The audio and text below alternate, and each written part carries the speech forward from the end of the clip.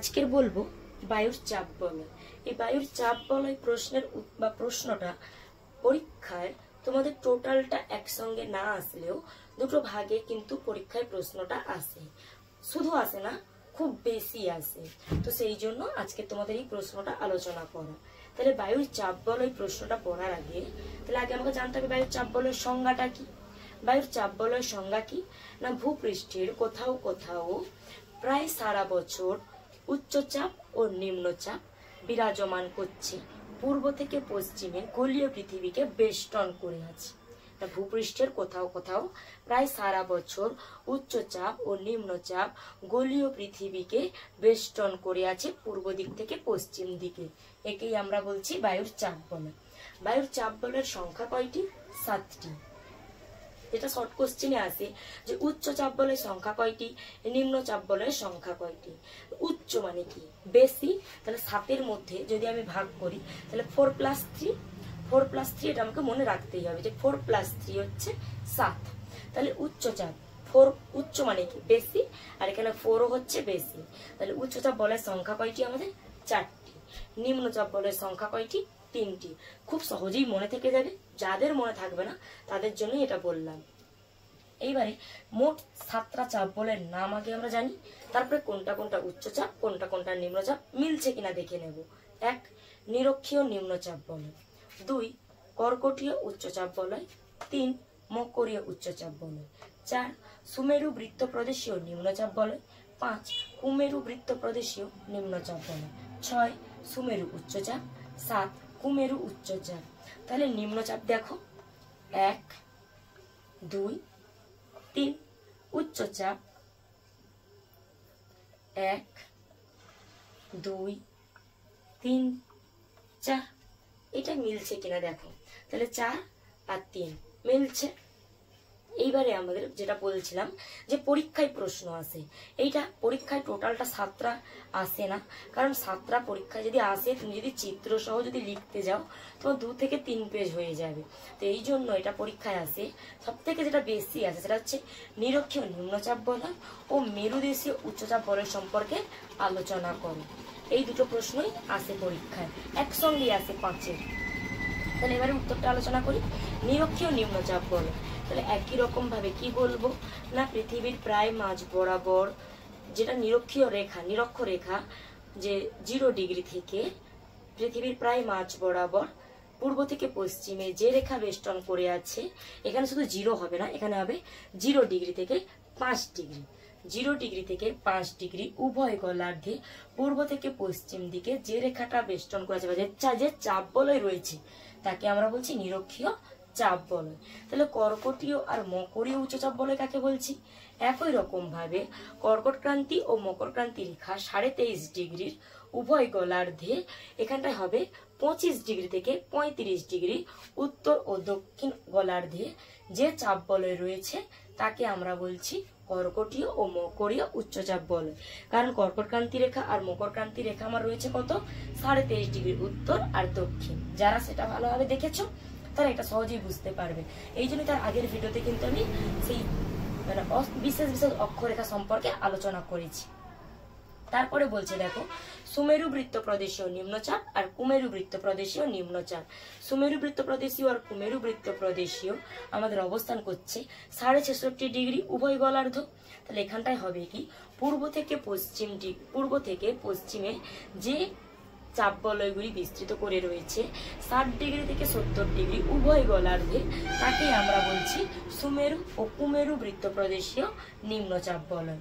সুমেরু আর কুমেরু উচ্চচাপ 90 ডিগ্রি উভয় গোলার্ধ। তাহলে এখানটায় কি হবে না, সুমেরু বা পূর্ব থেকে পশ্চিম দিকে বেষ্টন করে আছে 80 থেকে 90 ডিগ্রি উভয় গোলার্ধে যে চাপ বলয় তাকে আমরা বলছি সুমেরু ও কুমেরু উচ্চচাপ বলয়। তাহলে প্রত্যেকের আমাদের সংজ্ঞাটা হয়ে গেল। এইবারে আমরা বেসিক জিনিসটুকু জানবো, কারণ আরো যদি ডিটেলসে টোটালটা বলতে যাই ভিডিওটা অনেক বড় হয়ে যাবে।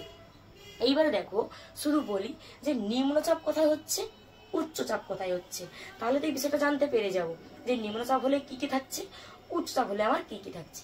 নিম্নচাপ কোথায় হয় না, যেখানে সূর্যরশ্মির পরিমাণ আমার খুব বেশি হয়, কারণ দেখো সূর্য যদি আমার সারা বছর যদি লম্বভাবে কিরণ দেয় এই অঞ্চলের ওপরে, তাহলে এই জায়গাটা কি হচ্ছে, খুব বেশি উষ্ণ হচ্ছে। আর উষ্ণ জিনিস কি হয়, হালকা হয়ে ওপরের দিকে উঠে যায়। যদি এটা বুঝতে না পারো তাহলে তুমি ভাতের হাঁড়ির কথা মনে করো। যখন ভাতের হাঁড়িতে যদি ভাত ফোটে, তুমি যদি ঢাকনা যদি নাও খোলো, একা একা কিন্তু বাষ্প কিন্তু কি করে, তাকে কিন্তু চাপাটাকে কিন্তু ঠেলে ফেলে দেয়। তাহলে সে কি হচ্ছে, এতটাই বেশি উষ্ণ হয়ে যাচ্ছে, হালকা হয়ে যাচ্ছে, সে উপরে উঠবে। তাই তুমি তাকে আটকাতে পারবে না, সে কিন্তু একা একাই উপরে উঠে যাচ্ছে। সেটাই বলছি যে নিরক্ষীয় অঞ্চলে, বা নিরক্ষীয় অঞ্চলে না, যেখানে যেখানে নিম্নচাপ, সেখানে আমার কি হচ্ছে, সেখানকার আর বায়ু আমার উষ্ণ হচ্ছে, হালকা হচ্ছে, এর ফলে আমার উপরের দিকে উঠে যাচ্ছে, এর ফলে সেখানে নিম্নচাপ বিরাজ করছে।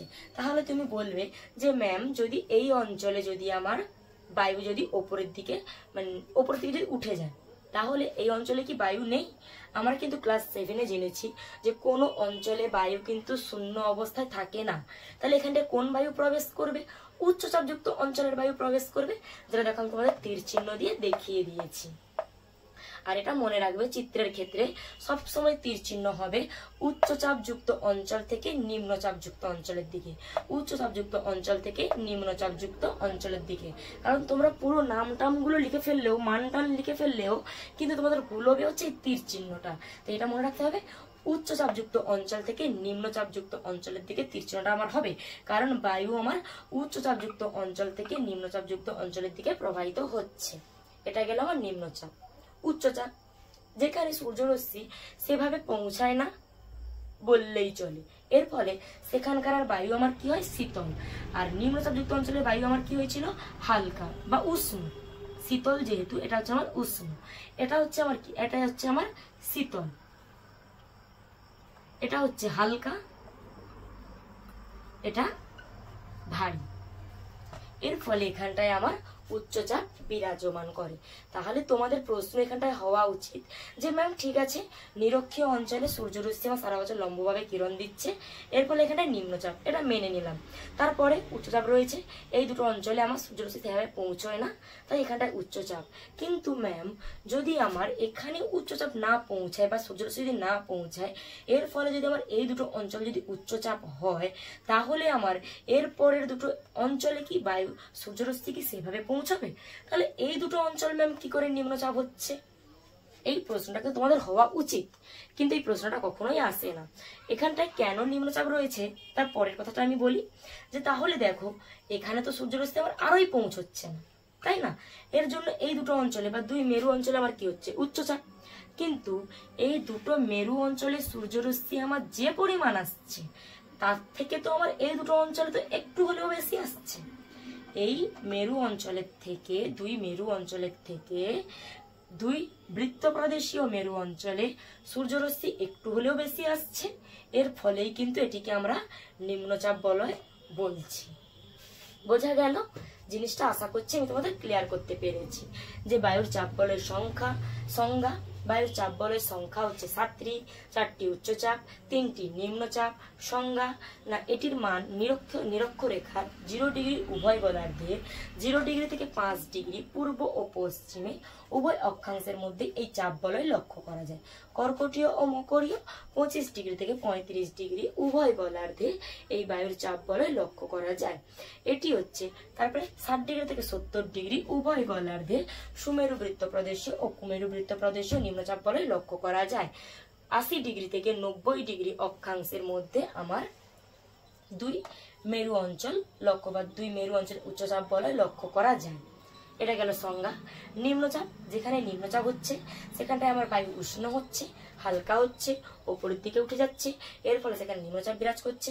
উচ্চচাপযুক্ত অঞ্চলের বায়ু আমার শীতল ও ভারী, এর ফলে সেখানে উচ্চচাপ বিরাজমান করছে। আর তীর চিহ্ন, উচ্চচাপযুক্ত অঞ্চল থেকে নিম্নচাপযুক্ত অঞ্চলের দিকে তার মুখগুলো থাকবে, কারণ বায়ু সবসময় উচ্চচাপযুক্ত অঞ্চল থেকে নিম্নচাপযুক্ত অঞ্চলের দিকেই প্রবাহিত হয়।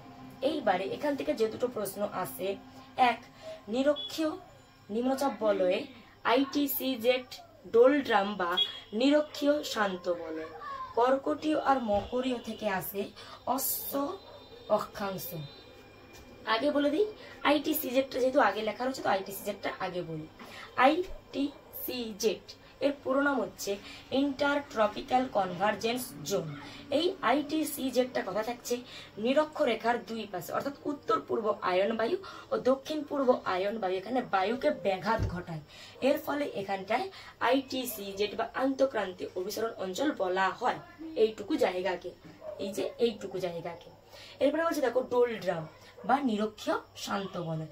ডোলড্রামটা হচ্ছে ইংরেজি কথা, যাকে বাংলায় বলা হয় নিরক্ষীয় শান্ত বলয়।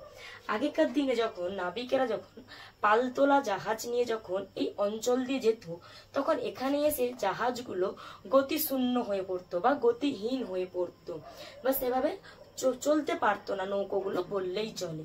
এই জন্যই একে বলা হয় নিরক্ষীয় শান্ত বলয়, কারণ এখানে বায়ুর কোনো রকম কোনো বা এখানে শান্ত আবহাওয়া বিরাজ করে, শান্ত আবহাওয়া বিরাজ করে, এই জন্য একে বলা হয় নিরক্ষীয় শান্ত বলয়।